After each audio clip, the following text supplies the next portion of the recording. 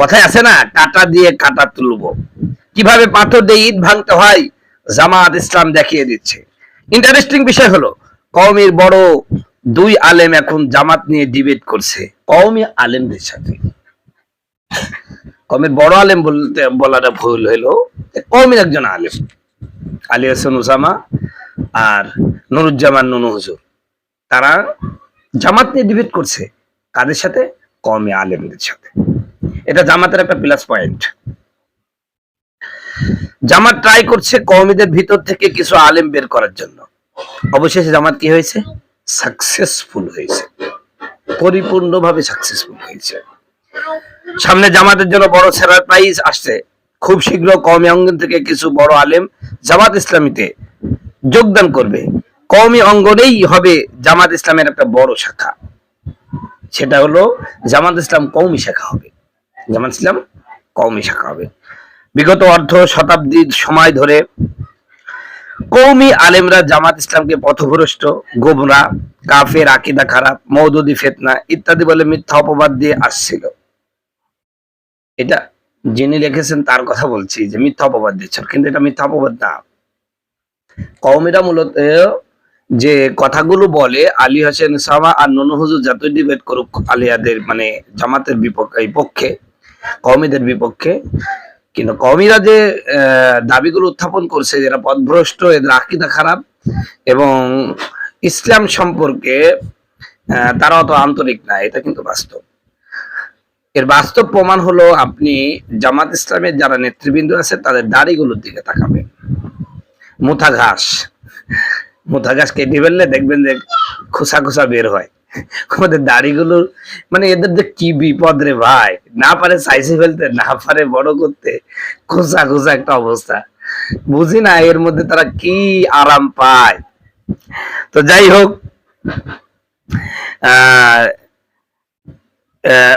এই আমি যে কথাটা বলছি, এই কথাটা একজন লিখেছেন, তিনি বলছেন যে বিগত অর্ধ শতাব্দীর সময় ধরে কওমি আলেমরা জামাত ইসলামকে পথভ্রষ্ট, গুমরা, কাফের, আকীদা খারাপ ও মওদুদি ফিতনা ইত্যাদি বলে মিথ্যা অপবাদ দিয়ে আসছিল। এই ন্যারেটিভ গুলো কওমি আলেম দিয়েই ভাঙতে হবে। কওমি আলেমরা এবার জামাতের দিকে ঝুঁকছে, আর এই ন্যারেটিভ গুলো কওমি আলেমদের মাধ্যমেই একদম মানে যেমন হচ্ছে পাটা দিয়ে যে মশলা বাটে ওরকম করে বাইটি ফেলতেছে জামাত ইসলামরা, কিন্তু আমাদের কওমি আলেমরা নাক ডেকে ঘুমাচ্ছে। কবে দেখবে যে কওমি নাক ডেকে ঘুমাচ্ছে, পিছনে নিচে আর বালিশ নাই, বালিশও নাই, বিছানাও নাই।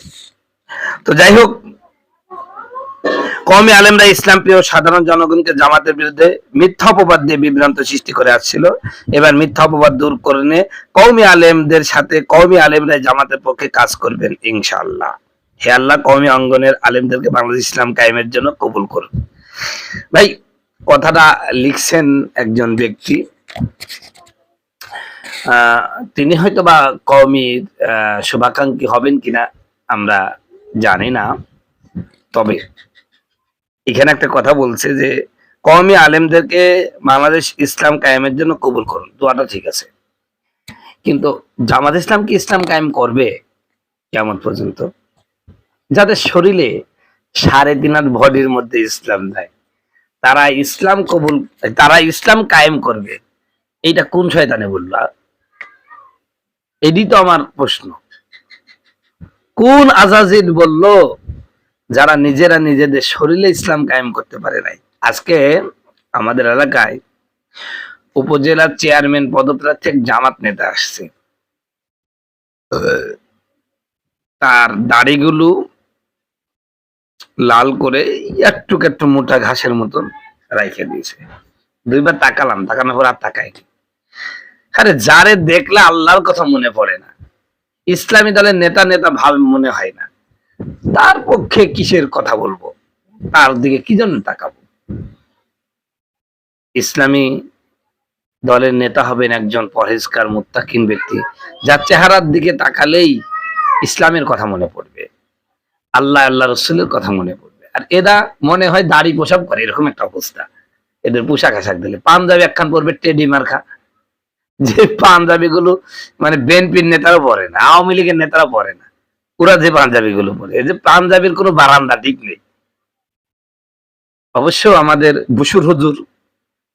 বুশুর হুজুর বলেছেন কওমিনা লিবাসে মুত্তাকি হলো, কলবে মুত্তাকিন না। কিন্তু বুশুর হুজুর হাদিসটা তো পুরা বলে নাই। মুত্তাকি লিবাসও হতে হবে, আবার কলবেও হতে হবে। আল্লাহ পাক বলছেন, আল্লাহ রাসূল বলছেন যে আল্লাহ পাক তাকান কি, ওয়ালা কি আনজুরু ইলা কুলুবিকুম ওয়া আমালিকুম। বসুর হুজুর মনে হয় এই হাদিসটা পড়লেও গোপন করার চেষ্টা করছেন, পড়ছে অবশ্য, কিন্তু গোপন করার চেষ্টা করছেন। এই বসুর হুজুর বলেছেন কওমেরা লিবাসে মুত্তাকি হলেও অন্তরে মুত্তাকিন না। কিন্তু বসুর হুজুর যে হাদিসের এক অংশ অস্বীকার করে ফেললেন, তার মানে ওনারা বোঝাতে চাচ্ছেন যে লিবাসে মুত্তাকিন হওয়ার দরকার নাই, হতে হবে শুধু অন্তরে। কিন্তু রাসূল কি বলছে, ওয়ালাকি আনজুরু ইলা কুলুবিকুম ওয়া আমালিকুম। আল্লাহ পাক তাকান ওই ব্যক্তিদের উপর যাদের অন্তর এবং আমল ভালো আছে, অর্থাৎ মানুষের আমলের দিকেও আল্লাহ তাকান, অন্তরের দিকেও তাকান। তো এই বসুর হুজুর চেনেন তো? আবার আবুল কালাম আজাদ বাসার সব জানতা হুজুর, এটা জামাতের একদম অ্যান্টিবায়োটিক স্কয়ার কোম্পানির মাল, বুঝতে পারছেন? তো যাই হোক, আমাদের এই বসুর হুজুর এই ফতোয়াটা মারছেন। আর এর সাথে আমাদের পাঙ্কু হুজুর, আলী হাসান ওসামা, আর আমাদের নুনু হুজুর, এই দুইটা যে একদম আরে তিন পাগলে হইছে মেলা, নৌদি আসে তোরা কেউ যাস নে গো পাগলের কাছে। তো তিন পাগল মিলে এক হয়েছে। আমি জামাত ইসলামের লোকজনকে বলতে চাই, কওমি আলেমদেরকে ভয় ভীতি দেখানোর দরকার নেই। এটা ফ্যাক্টরিতে মালের অভাব নাই। ওরকম আলী হোসেন নুনু হুজুরকে শায়েস্তা করার জন্য, ওদেরকে টিকাল দেওয়ার জন্য কওমিতে প্রতি বছর এরকম মাল হাজার হাজার বের হয়। কওমিতে আলেমদের অভাব নেই, যোগ্য আলেমের অভাব নেই। অতএব 2-5 জন বিপদগামীকে আপনাদের দলে নিয়ে মনে করেন না যে সব কওমিকে দখল করে নিয়েছে। তবে কওমি থেকে যে আলেমরা দলে দলে জামাতে যোগ দিচ্ছেন, এর একটা কারণ আছে ভাই।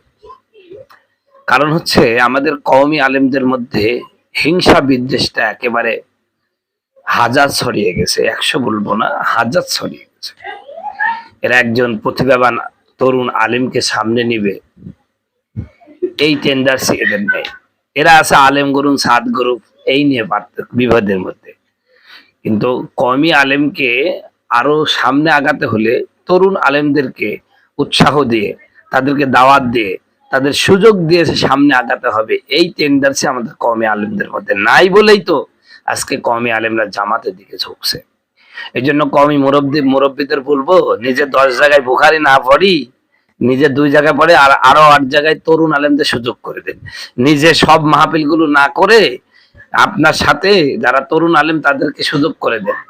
ওই আকিদা হলো সাত গ্রুপ, আলেম গ্রুপ, এই গ্রুপ সেই গ্রুপ, ওই গ্রুপই দেখতে যাবো না। পাশা আমরা সব তুলি ফেল দিবি জামাত একবার ক্ষমতায় আসলে হয়, বুঝতে পারবা যে মজাটা কি হয়। এই জন্য বলছি, ওই হিংসা বিদ্বেষ এগুলো বাদ দাও। বারবার বলছি, কওমি আলেমদের সময় আছে, এখন সুযোগ সবসময় আসে না, সুযোগ আসছে, একটু চেষ্টা করো, না হলে সাল কিন্তু একটারও থাকবি না, এটা মনে করে রাখো। ওই বুজুর্গ দেখবি না, কারণ জামাত ইসলামের নাম, ওরা ভালো হয়ে আছে তাই, কিন্তু সুযোগ পাইলে কওমি আলেমদের ঘাড় ধরবে আর বের করে দিবে, এই যে মনে